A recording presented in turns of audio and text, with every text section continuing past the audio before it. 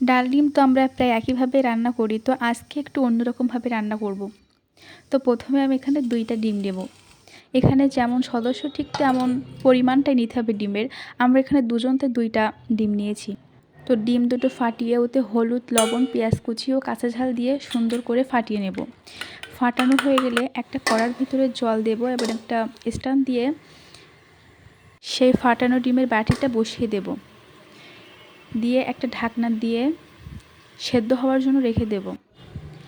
আবার কিছুক্ষণ পরে দেখে নেব যে হয়েছে কিনা, না হলে আবারও ঢেকে দেব এবং যখন হয়ে যাবে ঠিক একটি ছুরির সাহায্যে আলতো করে সেটা তুলে নেব। তুলা যখন হয়ে যাবে সেগুলো পিস পিস করব। তো আমি পিস পিস করছি। পিস পিস করা হয়ে গেলে একটা কড়া নেব এবং তেলটা গরম হয়ে গেলে সেই পিসগুলো, ডিমের পিসগুলো হালকা হালকা ভেজে নেব।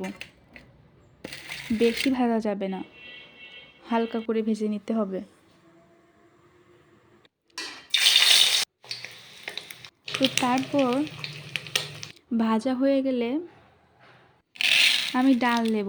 আমি এখানে 2 রকম ডাল নিয়েছি, মুগ ডাল ও মসুর ডাল। তো এগুলো একটু তেল দিয়ে ভেজে নেব। ভাজা হয়ে গেলে জল ঢেলে দেব, দিয়ে একটু লবণ, পরিমাণ মতো লবণ ও হলুদ দিয়ে ও কাঁচা ঝাল দিয়ে 4টে ছিটির জন্য ওয়েট করব। ওদিকে ডাল হতেই থাকুক, আমি তার মধ্যে কিছু মশলা মিক্সড করে নেব। তারপর আমি পেঁয়াজ সুন্দর করে ভেজে নেব, 2টা শুকনো ঝাল দিয়ে ভাজতে থাকবো। তারপরে সেই মশলাটা দিয়ে কষাতে থাকবো এবং একটু হলুদ দেবো, লবণ দেবো, ঝালের গুঁড়ো। সুন্দর করে কষানো হয়ে গেলে সেই সেদ্ধ ডালটা ঢেলে দেব, দিয়ে ডিমগুলো আস্তে আস্তে ছেড়ে দেব। তারপর দিয়ে দেবো একটু চিনি।